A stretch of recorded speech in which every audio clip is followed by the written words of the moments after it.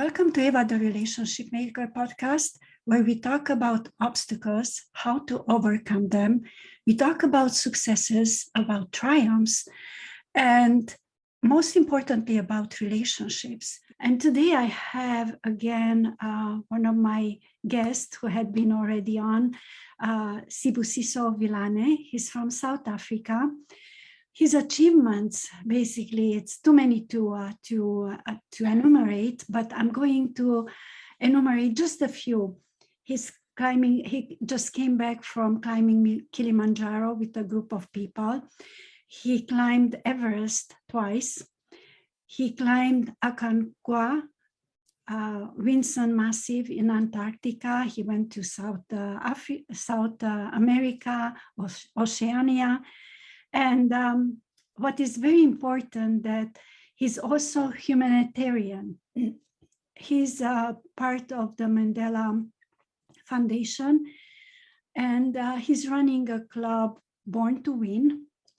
He coming back from this trip, basically he takes young kids and young men and shows them that there are no limitation, and the limitations are only the one that you put for yourself in front of you.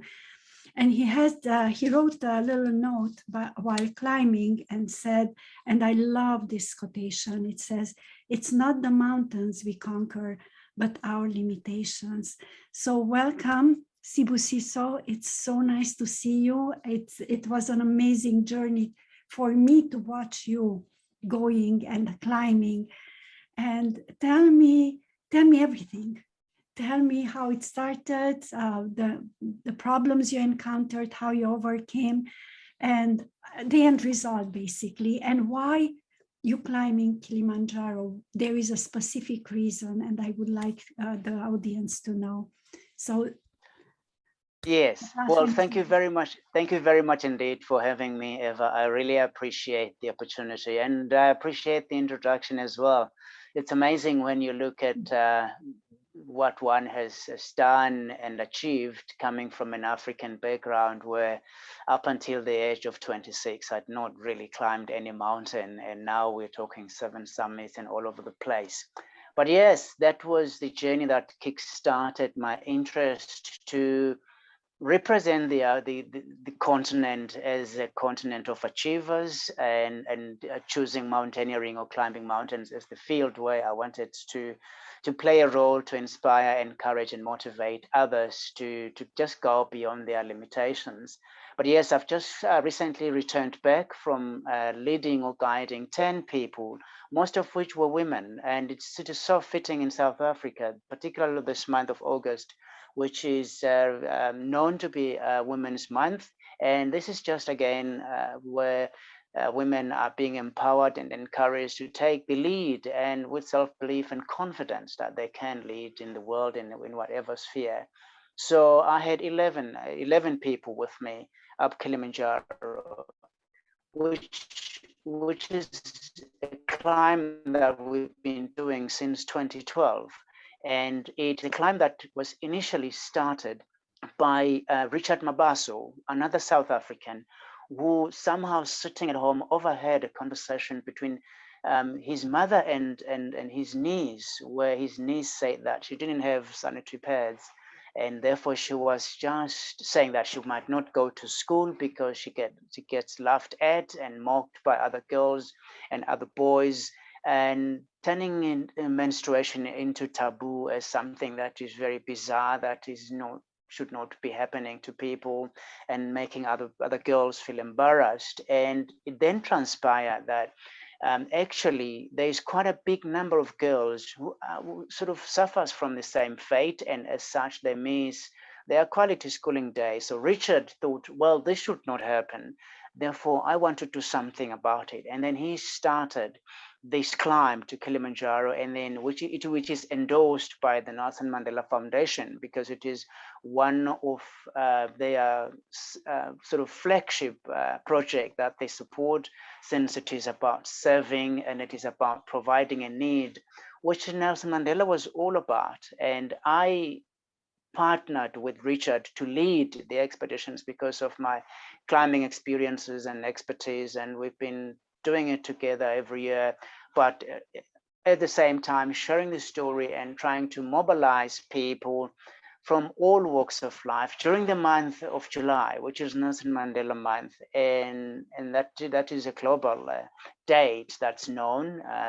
I think Nelson Mandela Day is an international day that is recognized on the calendar, but we make it such that we summit Kilimanjaro with the people that have signed up for a particular year on his birthday, which makes it much more very exciting, and people can connect and then they can relate to the project. And the climbing is called Trek for Mandela and Caring for Girls specifically, because this project is all about that. We're trying to care for girls, and we're trying to give them dignity and self-esteem and confidence. And therefore we raise sanitary pads, and we raise, so other people donate money if they don't want to donate a pad, and then others donate pads in hard pads as they are. And then they get distributed to very underprivileged schools in rural South Africa, all over South Africa. And Richard has been doing that since then. We're almost closing into 10 years. And the reason we've gone on is because the need is there. And that is why we go every year. And we are not going to stop up until this social ill is not there anymore, where a girl child will not be feeling embarrassed about her periods and having no hygienic sanitary pads, where a child cannot say, I don't have a pair of shoes, and where every school in the continent, we hope, in every country would have a mobile library with resources to support education, because that's what we are all striving for. So as long as these social challenges prevail, we will keep on doing the Trek for Mandela expedition. And I've just come back from the summit with 10 climbers that really put themselves up to the challenge to do it. I must say that even though I was going there for my 29th visit to the mountain, it wasn't an easy climb for the people. But we train the people when they sign up. We train them for about 6 months, because they started in early January up until June when they did their last training, where we coach them and we make sure that they're both physically and mentally prepared to take up this challenge. So we left South Africa on the 12th of July, flying into Tanzania. And that was the first time I got exposed to travel in the midst of a pandemic like COVID, and with all the protocols and travel restrictions. It was all a logistical nightmare, but thank goodness we were able to go through to Tanzania and arrived. And on the 14th of July, we started, and the route that we had taken, because you can climb Kilimanjaro using a different number of routes. The route that we chose was a route that takes you to the top in 5 days. You summit on day 5, and each day we walk for about 8 or 10 hours, where we probably cover a distance of about maybe between 8 and 10 kilometers. And the reason that it takes us this long is because we let people let their bodies to adapt to the altitude naturally without having to overexert, because if they do, then most people then they end up getting sick of high altitude sickness. So we try and avoid that, and it has worked quite well over the years through the experiences that we have gained, that it has to be, you've got to climb very slow. And that is where then obviously I realized that in most cases they're not. We think that it is the mountain that we conquer. And when you find yourself at the top of a mountain, whatever it is, you realize that the mountain still remains the same. If it is a Kilimanjaro, it will still be 5,848 meters, or if it is Everest, will always be 8,848 meters. But you as a person, you change, you grow.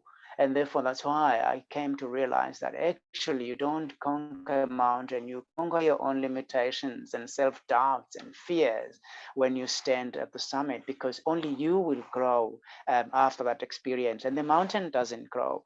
And that's why when I speak to my group on the final day, my motivational talk to them is that for them to be able to climb to the summit of Kilimanjaro, they've got to adopt a mindset of being bigger than Kilimanjaro. And I say you can grow yourself to be bigger than Kilimanjaro at 6,000 meters. For you to climb a mountain like that, you need to be at least a 7,000 meter giant. And that is in your mind. And that's what we try to instill to those people. And so that is what we're trying to serve with the Trek for Mandela expedition, just to make people realize that they've got such huge potential within themselves that only themselves can stop themselves from achieving greatness and great heights. And we do that in this manner where we are affording a girl child that dignity and that self-esteem that they belong in the community here in this global village that we all share, that they have a space that they can lead. We don't want them to feel inferior. Again, quoting Nelson Mandela, he said that when he was still in prison, he wrote to his wife, Winnie, and said, tell the children that they are inferior to none. I think if we can tell all the children in the world that at no point should they feel less, should they feel inferior, because they are born with the natural ability to be like anybody. Only themselves can stop themselves to rise to any heights. And I think if we do that, we would have done some good. And well, yeah, I can stop there at the moment. I can speak for 10 hours on this. It's a topic that I'm very passionate about. But you know what? It takes a leader. It takes somebody who cares to teach those kids that your limitations, that you have no limitations, because society has this funny way of depends where you are in the world, to push you down, because maybe you are not at a certain economical level or something, or you are not living in the right place, you are not going to the right school. And I actually forgot to say, because you said you can talk for 10 hours, you are also a motivational speaker and you are an author. So everything that you're doing, I remember that I was reading that you had do you still have the radio show? No, I don't have the radio show anymore because it was a sponsored program. Unfortunately, we didn't get a reliable sponsor to sponsor it to continue, and it was near 5 years ago that I did it. So I haven't been doing it since then. But it was we had the episodes that we had, because I'd called it My Climb, Your Climb, which was exactly the same analogy that, you know what, life is a mountain. I've got my own mountains. I've got my own challenges. You've got your own challenges, but I was sharing the principles, the universal principles that all challenges are overcome the same way. We've got to recognize that we have a challenge, and therefore putting those action points together to be able to overcome the challenges. And when you look at it, you find that it is very universal. It's exactly the same thing. It's just recognizing that there is a challenge, but how big is the challenge? Can you confront it alone, or you need other people? So I was just sharing with people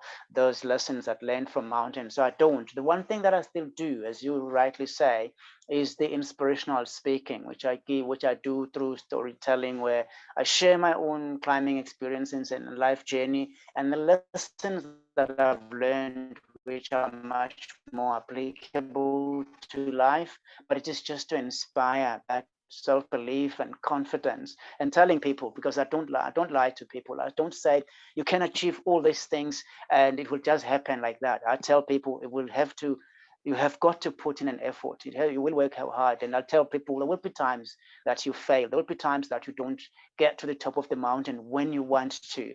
But if you don't give up, you will. It's a matter of just keeping on trying, because if you believe in this one thing, you can never let go of that. And that is what you need to stand up and fight for. Refuse to give up, which is what I call mental toughness and renewed perseverance. So it's all of those ones are the ones that if I get audiences, I share those lessons with, and it is just through my chain that I still do, because in fact, I've turned it into a source of income, and that's the only way I earn a living. I give talks, and it's open to every audience, be it young people, be it schools, be it corporates, be it social groups, anyone that feels that they need inspiration, I do that.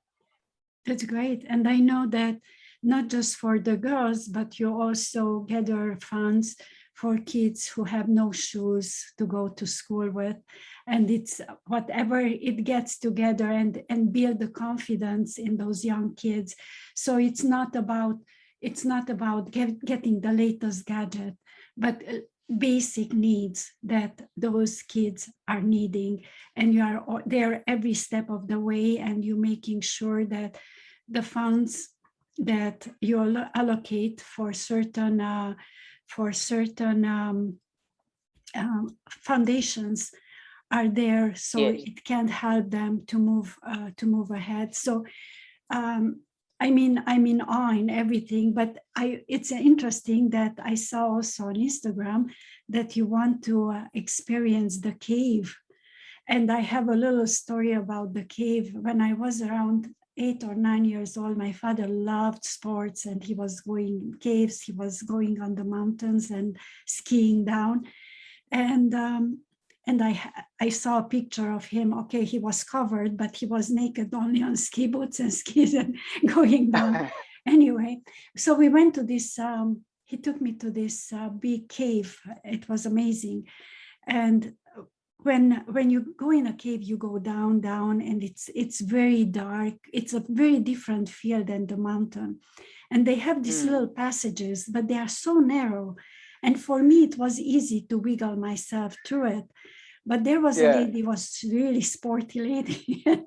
In the back, there were two guys pushing her bum to be able to go through, and the other side, they were pulling her hand to arm to get her over. So, and the bats, people are afraid of bats. It's quite an experience, but those things are still in my mind.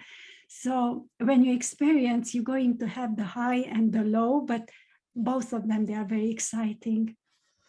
Yes, yeah, you're very correct. I mean, that was the one thing that has always haunted me about caving, the tightness of the cave, and you having to crawl on all fours. I always imagined it to be like really very claustrophobic. And then up until this young boy took me to the one cave where we just walked standing up through the entry, and then we entered this cave. It was so huge. It just made me think differently about caves. So absolutely, if someone says let's go caving, I would go.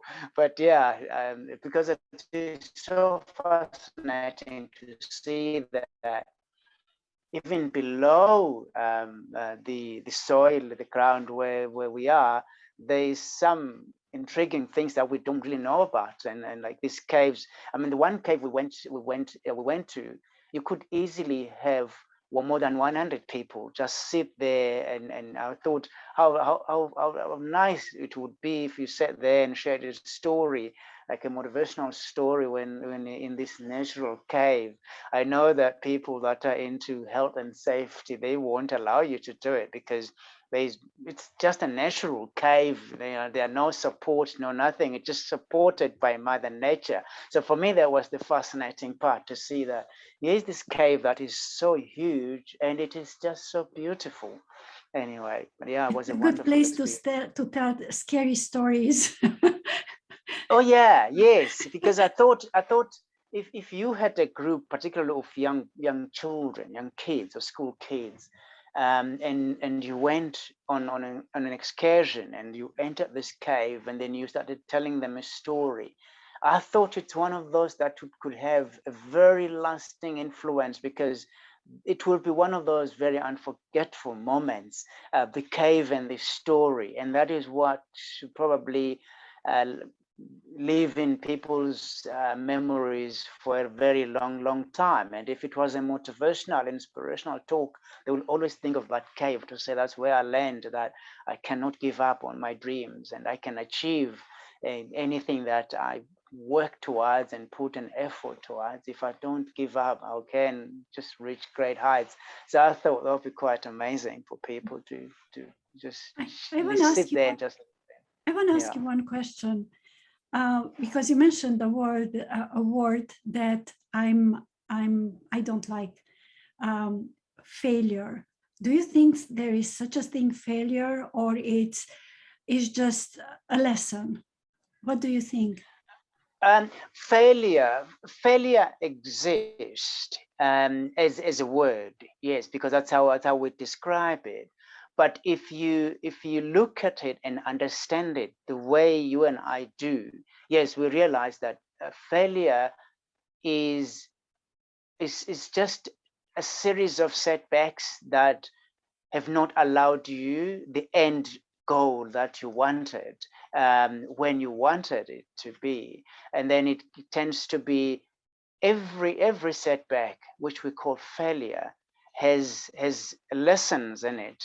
If you sit down and analyze it, you can find the one thing that you didn't do right to not achieve that goal, or to fail, if I can put it in that way. So at the end, failure is not a result, meaning it should not be the end goal. It is just a way to say to you, there is something that you did not do right or well for you to achieve that particular goal. So definitely no, it is not a result, in my opinion. And there are lots of lessons that we can learn from it, and it's a question of, do we recognize those lessons? And once we do we apply do we correct the obvious mistakes? Because that is what happens when you fail, because you've made a mistake. But once you identify with that mistake, who knows, and then you succeed. But I think most of us tends to put it as a result, that okay, I failed, and then they don't even go to review what went wrong, because I think that is the starting point. When you have failed to reach the goal you wanted, or to achieve whatever the target is, it's important for you to go back and review and weigh all options, to say, how could I have done it better? How could I have made it work? And then the answer, the reasons will sort of come out. And therefore, if you apply those reasons, who knows, you will summit. Again, I use the analogy of Everest, where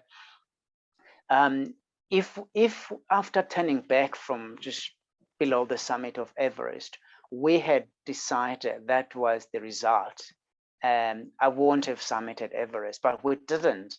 We went back down, and then we reviewed the situations and the conditions, and we realized, which was the learnings, we realized that the weather was such that we couldn't.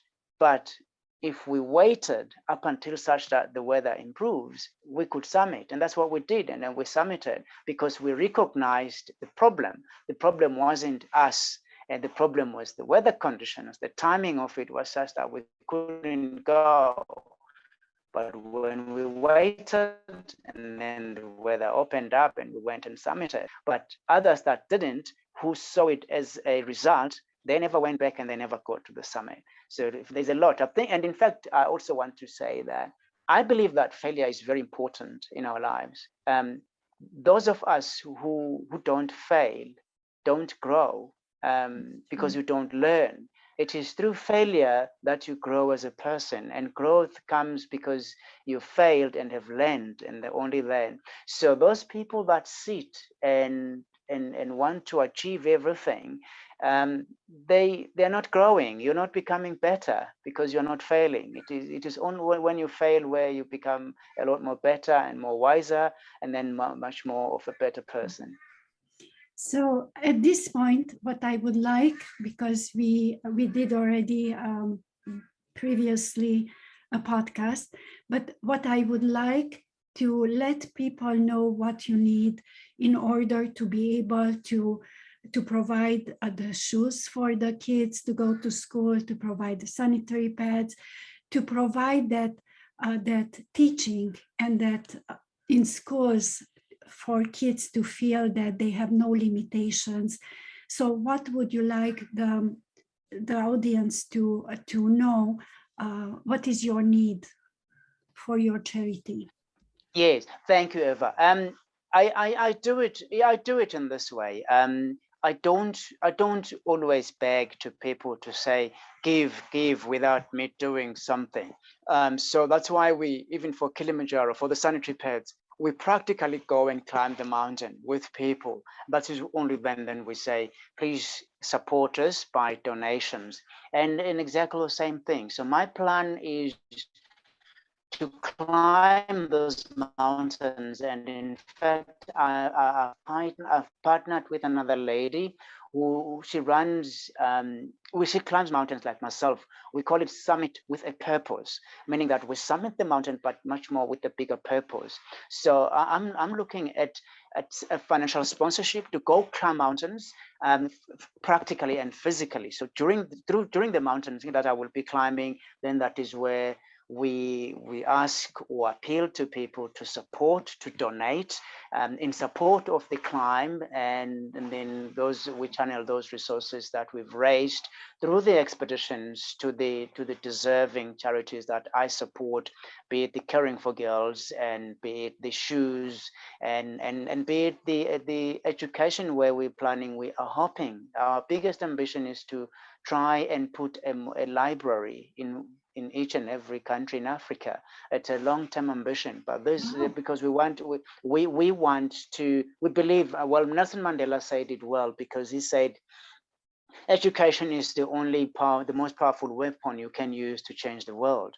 And therefore, it means that if we educate our young people, if every child is illiterate, they can read and write, then therefore the better. Because I think people tend to think that we are talking about higher qualifications and everything. I'm talking about just basic education, because if we have an educated community, therefore the better they will lead into the future.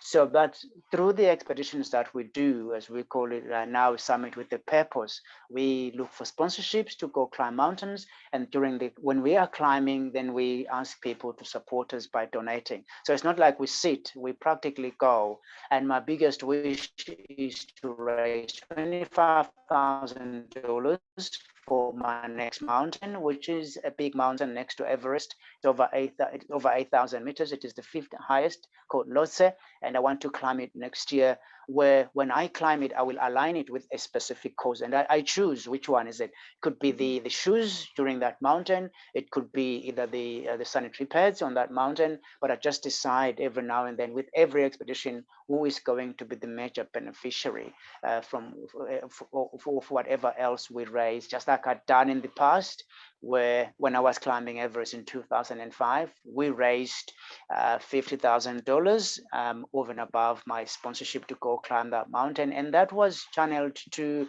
the SOS Children's Village, because they were in need of funds then.